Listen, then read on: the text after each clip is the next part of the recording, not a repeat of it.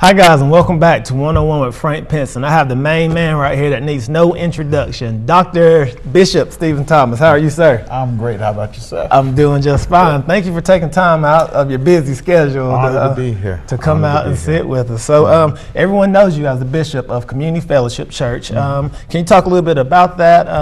How long have you been a bishop, and how did you come into your role? Well, I started pastoring in '87. I become a bishop in 1995. 1995. He said that's a long time. So how did you get the title doctor? Can you talk a little bit about that? And did you have to go to a school for that, or did you have to do multiple hours of praying to get that? How'd that go? Well, yes, I got my doctorate, my first doctorate from Rima University in Orlando, Florida, and then I set my second in 2005 from North Carolina College of Theology, and that was where I got my PhD.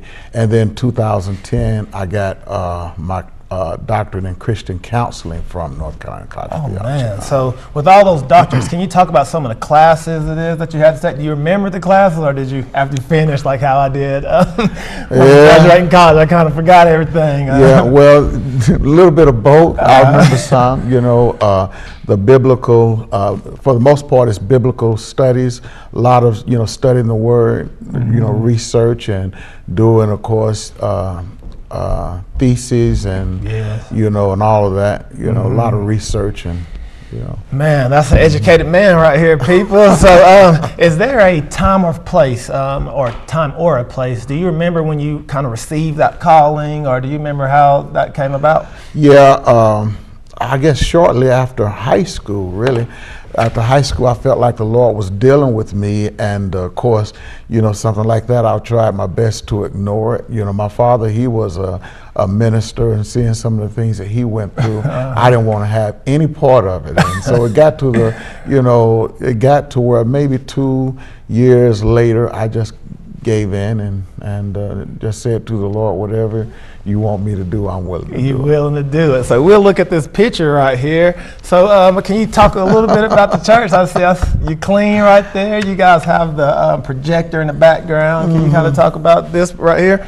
Yeah, I don't know where you got those pictures from, but it was just I don't know whether I was preaching or just making some kind of remarks or whatever. But that's a picture of something going on. Okay, so let's dig a little deeper here about yourself. So are you from Dalton? What school did you go to?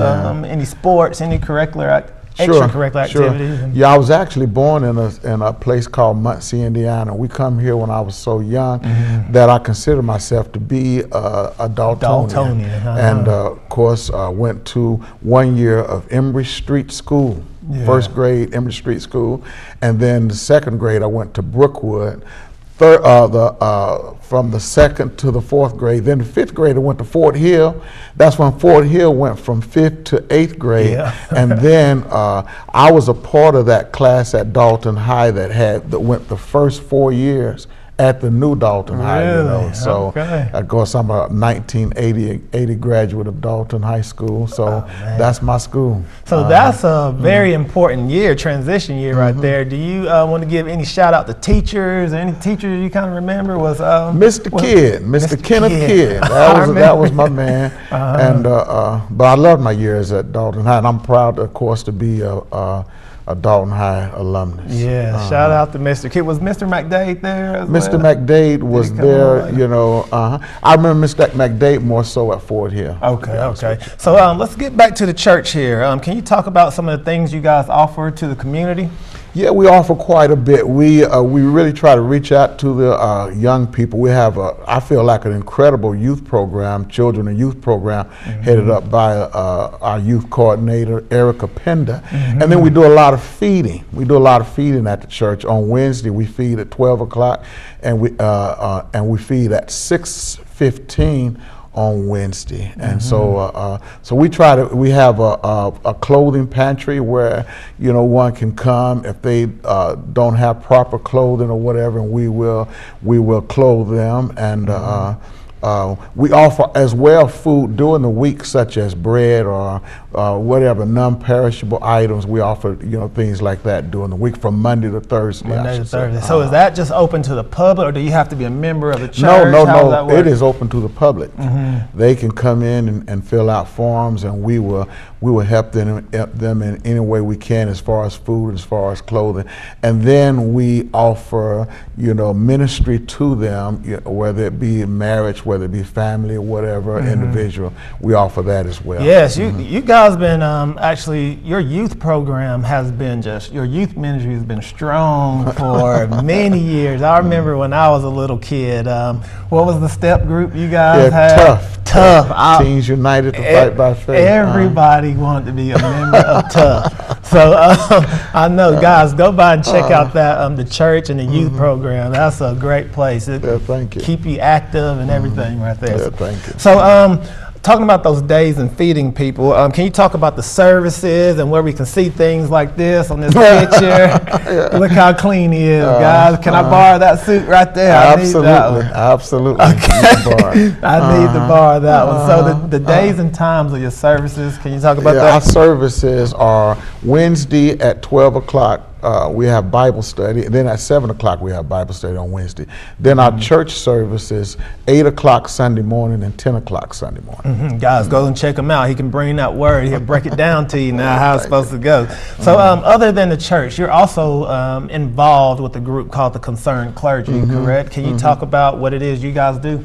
Yeah, the Concerned Clergy, our president for the next 2 years is Bishop Reuben Graham, and we have pretty much our focus is to be concerned about various things that are going on in the city, the community, and the city that we can band together and come together and make a difference in. And we have a wonderful group of pastors that are involved with that. Not as many pastors as we would really like, but we have a wonderful number of pastors that we get involved in whatever the situation may be. We feel like that we can bring some attention to it, or can help. And we just try to get involved with that. Man, so that's good stuff. So before I go any further, I'd just like to personally say thank you for all the services you do, not just for the church, but for the community as a whole.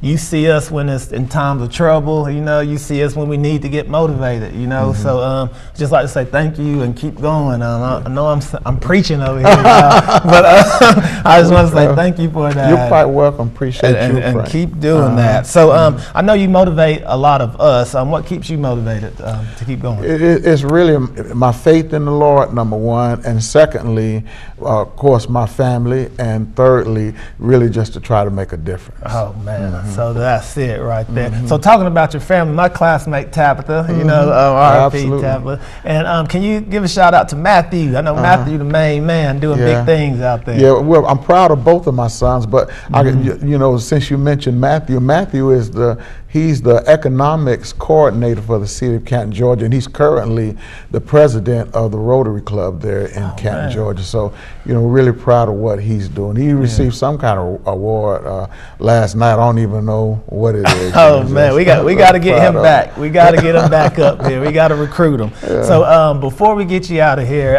let's talk a little bit of basketball.